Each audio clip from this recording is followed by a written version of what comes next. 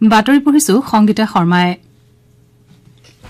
প্ৰধানমন্ত্ৰী নৰেন্দ্ৰ মোদীয়ে আজি ভিয়েনাত অষ্ট্ৰিয়াৰ চেঞ্চেলৰ কাৰ্ল নেহামেৰক সাক্ষাৎ কৰি অনাগত সময়ত ভাৰত আৰু অষ্ট্ৰিয়াৰ মাজৰ বন্ধুত্বপূৰ্ণ সম্পৰ্ক অধিক শক্তিশালী হৈ উঠিব বুলি আশা প্ৰকাশ কৰিছে ৰাছিয়া আৰু অষ্ট্ৰিয়া ভ্ৰমণলৈ যোৱা প্ৰধানমন্ত্ৰী মোদীক কালি ৰাছিয়াৰ সৰ্বোচ্চ অসামৰিক সন্মান Order of Saint Andrew the Apostle আনুষ্ঠানিকভাৱে প্ৰদান কৰা হয়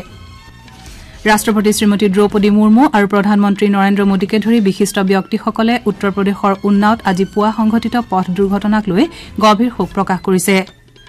দেশৰ 7খন ৰাজ্যৰ 13টা বিধানসভা সমষ্টিৰ বাবে আজি উপ নিৰ্বাচন অনুষ্ঠিত হৈছে আৰু ভাৰত আৰু জিম্বাবুৱেৰ মাজৰ 5খনীয়া টি20 ক্ৰিকেট শৃংখলাৰ তৃতীয়খন খেল আজি হাৰাৰে স্পৰ্টছ ক্লাবত খেলোৱা হ'ব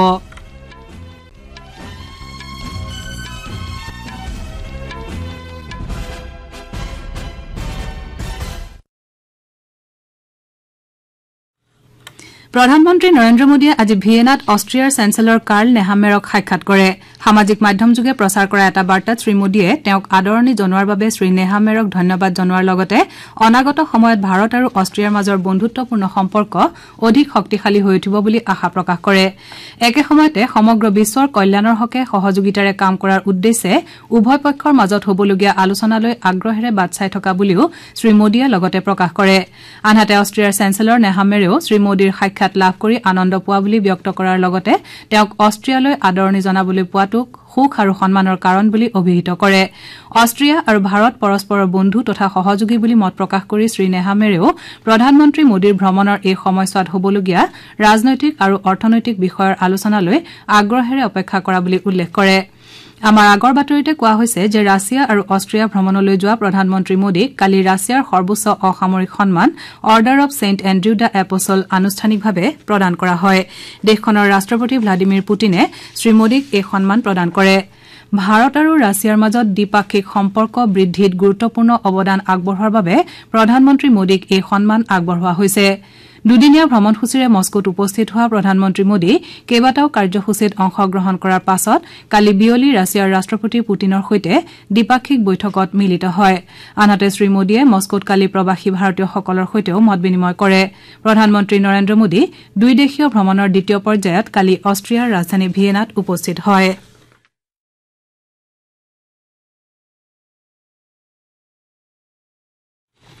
নতুন দিল্লীত কাইলৈ বিমষ্টেক ৰাষ্ট্ৰগোষ্ঠীৰ বিদেশ মন্ত্ৰীসকলৰ এখন সন্মিলন আৰম্ভ হ'ব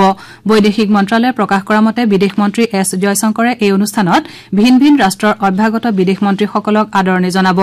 এই সন্মিলনৰ জৰিয়তে বংগোপসাগৰীয় অঞ্চলৰ লগতে কাষৰীয়া এলেকাৰ দেশসমূহৰ মাজৰ নিৰাপত্তা যোগাযোগ বাণিজ্য আদি বিভিন্ন দিশৰ সহযোগিতা অধিক বৃদ্ধি পোৱাৰ পথ প্ৰশস্ত হ'ব বুলি মন্ত্ৰালয়ে প্ৰকাশ কৰিছে ৰাষ্ট্ৰপতি শ্ৰীমতী দ্ৰৌপদী মুৰ্মুৱে উত্তৰ প্ৰদেশৰ উন্নাও জিলাৰ লক্ষ্ণৌ আগ্ৰা এক্সপ্ৰেছৱেত আজি পুৱা কেইবাজনো লোকৰ প্ৰাণহানি হোৱা পথ দুৰ্ঘটনাটোক লৈ গভীৰ শোক প্ৰকাশ কৰিছে এই দুৰ্ঘটনাত 18জন লোকৰ মৃত্যু হোৱাৰ লগতে 19জন লোক গুৰুতৰভাৱে আহত হৈছে সামাজিক মাধ্যমযোগে দিয়া এটা বাৰ্তাত ৰাষ্ট্ৰপতিগৰাকীয়ে এই দুৰ্ঘটনাটোৰ বাবে অতিশয় শোক পোৱা বুলি প্ৰকাশ কৰাৰ লগতে ভুক্তভোগী পৰিয়ালসমূহৰ সদস্যসকললৈ গভীৰ সমবেদনা ব্যক্ত কৰে তদুপৰি তেওঁ দুৰ্ঘটনাটোত আহত লোকসকলৰ আশু আৰোগ্য কামনা কৰে প্ৰধানমন্ত্ৰী নৰেন্দ্ৰ মোদীয়েও দুৰ্ঘটনাটোত শোক প্ৰকাশ কৰাৰ লগতে এই দুৰ্ঘটনাত প্ৰাণ হেৰুওৱা লোকসকলৰ নিকটাত্মীয়লৈ প্ৰধানমন্ত্ৰীৰ ৰাষ্ট্ৰীয় সাহায্য পুঁজিৰ পৰা 2 লাখ টকাকৈ আৰু আহতসকলৰ চিকিৎসাৰ বাবে 50,000 টকাকৈ সাহায্য আগবঢ়োৱাৰ কথা ঘোষণা কৰে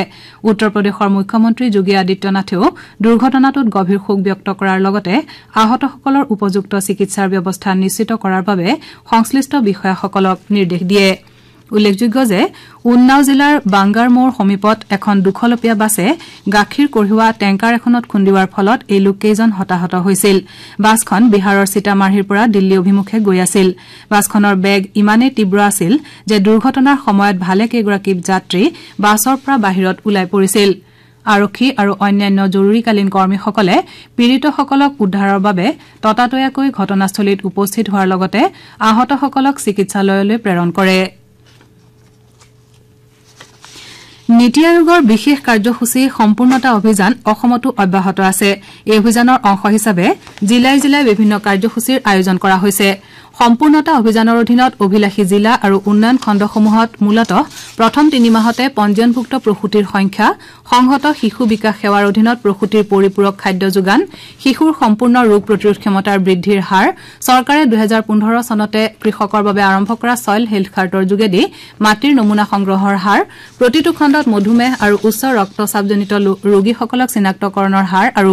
একোটা উন্নয়ন খণ্ডত থকা আত্মনিৰ্ভৰশীল গোটৰ বিপৰীতে পুঁজি লাভ কৰি থকা গোটৰ হাৰ বিদ্যুৎ যোগান থকা মাধ্যমিক পৰ্যায়ৰ বিদ্যালয়ৰ হাৰ তথা পাঠ্যক্ৰম আৰম্ভ হোৱাৰ এমাহৰ ভিতৰতে পাঠ্যপুথি বিতৰণৰ হাৰ বৃদ্ধি কৰাৰ লক্ষ্য লোৱা হৈছে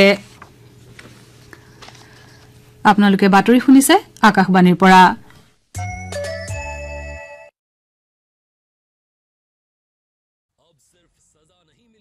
होगा न्याय भारतीय न्याय संहिता मतलब नया कानून 1 जुलाई से लागू आजाद भारत के अपने कानून अब आएगा देश में न्याय का नया दौर दंड नहीं अब न्याय पर होगा सबका जोर विकसित भारत का ये है नया अध्याय सबसे समान व्यवहार मिलेगा सबको न्याय सरल है सुलभ है पारदर्शी तकनीकी युक्त है और है स्वदेशी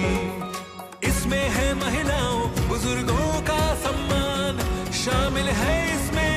जन जन की आन साथ इसके चलने का देश पर चढ़ा जुनून ये है आजाद भारत के अपने कानून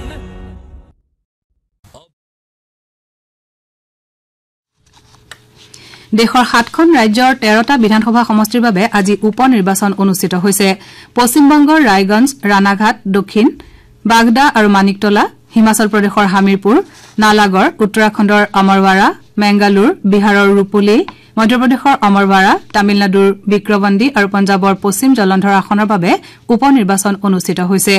এই বাতৰি যুগুতোৱাৰ পৰলৈ কেউটা সমষ্টিতে সুচাৰুৰূপে ভোটগ্ৰহণ অব্যাহত থকা বুলি আকাশবাণীৰ সংবাদদাতাসকলে জানিবলৈ দিছে অহা শনিবাৰে আটাইকেইটা সমষ্টিৰ বাবে ভোট গণনা কৰা হ'ব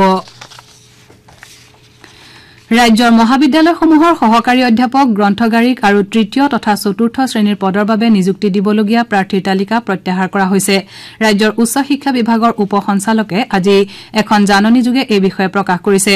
জাননীখনত তেওঁ কয় যে ইয়াৰ পূৰ্বে যোৱা 4 জুলাইত এই সন্দৰ্ভত জাৰি কৰা সংশ্লিষ্ট পত্ৰখন ইতিমধ্যে বাতিল কৰা হৈছে উল্লেখযোগ্য যে নিযুক্তিৰ ক্ষেত্ৰত স্থায়ী বাসিন্দাৰ প্ৰমাণপত্ৰ বাধ্যতামূলক নহয় বুলি ৰাজ্যৰ উচ্চ শিক্ষা সঞ্চালকালয়ে পূৰ্বে জাৰি কৰা জাননীখনক লৈ চৰ্চা হোৱাৰ পৰিপ্ৰেক্ষিতত এই তালিকা প্ৰত্যাহাৰৰ সিদ্ধান্ত গ্ৰহণ কৰা হৈছে